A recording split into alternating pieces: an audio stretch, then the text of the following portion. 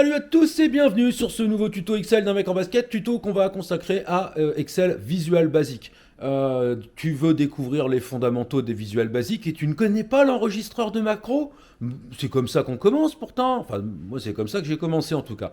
Donc dans cette vidéo on va découvrir ensemble, considère ça comme la première vidéo Visual Basic, alors c'est pas vrai parce que j'en ai fait une autre mais voilà, dans laquelle on va découvrir l'enregistreur de macro, ce que ça permet de faire, comment ça fonctionne et pourquoi c'est un outil qui est plutôt sympa pour apprendre à programmer en Visual Basic. On découvre ça ensemble tout de suite. Avant ça, la rengaine habituelle, c'est chiant, ouais, mais ouais. Si tu n'es pas encore abonné, abonne-toi, lâche un like, active la cloche de notification. Au bout de la 10e vidéo, j'arrive à connaître mon texte sur le bout des doigts.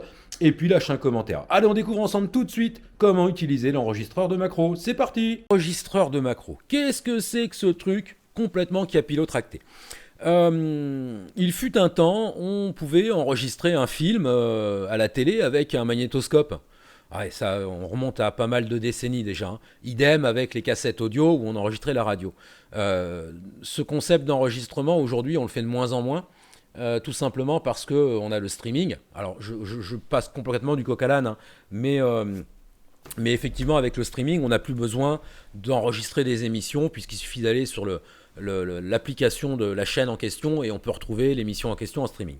Donc, ça ne va pas forcément parler aux plus jeunes d'entre vous, mais l'enregistreur de macro, c'est un outil qui va permettre d'enregistrer différentes actions effectuées sur Excel et de pouvoir le répéter autant de fois qu'on veut.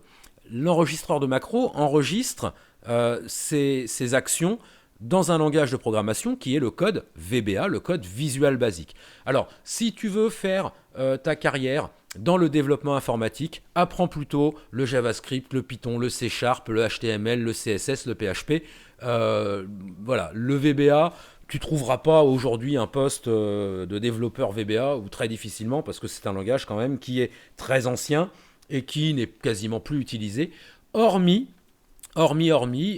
avec Excel, puisque Excel, on a quand même la possibilité de faire beaucoup d'automatisation et le VBA est un outil absolument génial pour ça. Si tu veux aller jeter un coup d'œil à ma chaîne, pas ma chaîne, ma playlist, les applis d'un mec en basket, va jeter un coup d'œil, tout est fait en VBA et tu vas voir que ça offre quand même un potentiel de malade. En bref, tu bosses en bureautique, tu travailles sur Excel, tu as des collègues, tu veux leur en foutre plein la vue, apprends le VBA, et tu vas voir qu'ils vont te traiter comme un dieu, ils vont être dégoûtés de voir ce que tu peux faire avec Excel. Au-delà de ça, l'enregistreur, il est dans le menu affichage. On n'a pas besoin forcément d'activer tout autre menu, il y est par défaut. On va quand même aller dans Fichier, Options, personnaliser le ruban, et on a un onglet qui s'appelle l'onglet Développeur qu'on va activer pour des raisons pratiques. Pourquoi on va l'activer? Parce que l'onglet développeur qui vient se mettre là, il permet d'accéder facilement à Visual Basic. Sinon, l'autre option, c'est ce qui est indiqué, Alt F11 sur ton clavier. L'enregistreur, c'est quoi? Eh bien, imagine que tu voudrais mettre certaines cellules en rouge. Par exemple, celle-ci, tu vois, c'est un petit chiffre d'affaires. Eh ben, alors c'est un exemple très con, hein, parce que dans l'exemple en question, on va plutôt utiliser les mises en forme conditionnelles, mais c'est pour te montrer un ordre d'idée de manipulation complexe.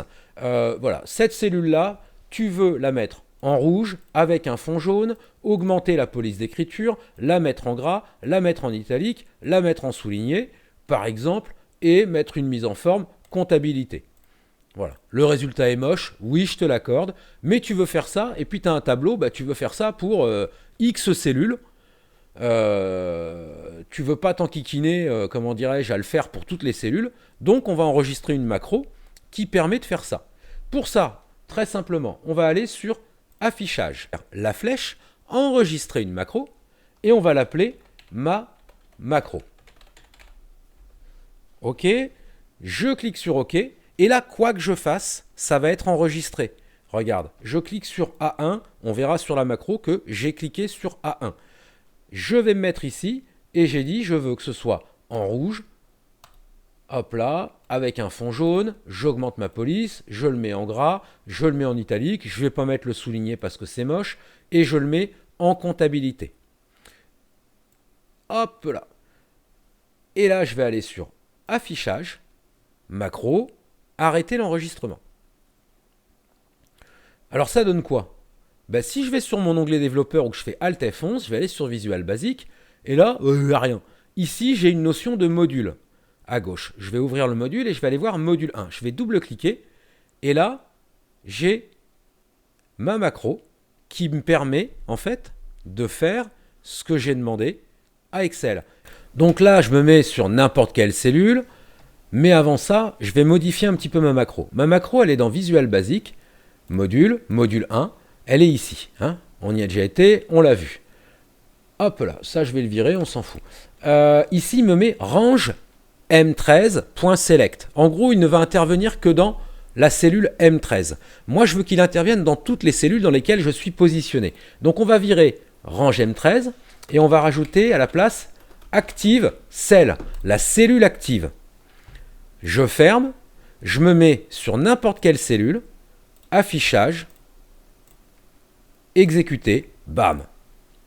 Affichage, exécuter, bam. Alors tu vas me dire, ton exemple il est pourri parce que ça, on peut très bien faire ça. Je me mets sur la cellule, hop là, je vais dans accueil, je clique sur le petit pinceau et je me mets là. Et il me fait exactement le même job. Et ça fait quasiment moins de clics. Oui, l'idée, c'est pas de vous montrer un cas de figure super concret. L'idée, c'est de vous montrer que vous pouvez enregistrer des manipulations, réutiliser ces manipulations, mais surtout vous servir de ça pour vous familiariser avec le code VBA.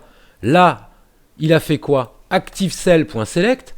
WithSelection.font, il a appliqué, ça c'est une couleur, donc il a appliqué la couleur. WithSelection.intérieur, là il a appliqué la couleur jaune.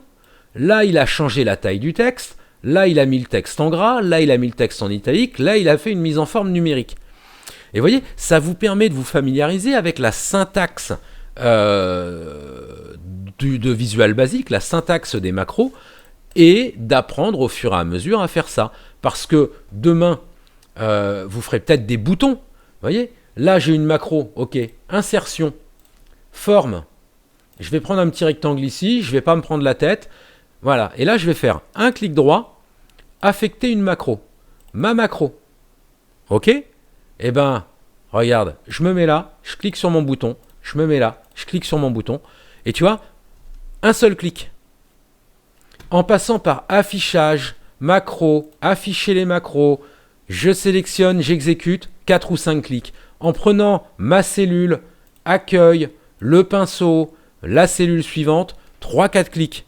En ayant mis un bouton, un clic. Je clique sur ma cellule, je clique sur mon bouton. Tu vois, l'intérêt d'enregistrer des macros, c'est donc de se familiariser avec le langage VBA. Et là, vous pouvez faire tout et n'importe quoi et ça va vous permettre vraiment de commencer à apprendre à l'utiliser. Ça va vous permettre d'automatiser de manière très simple des fonctionnalités, des choses que vous voulez faire.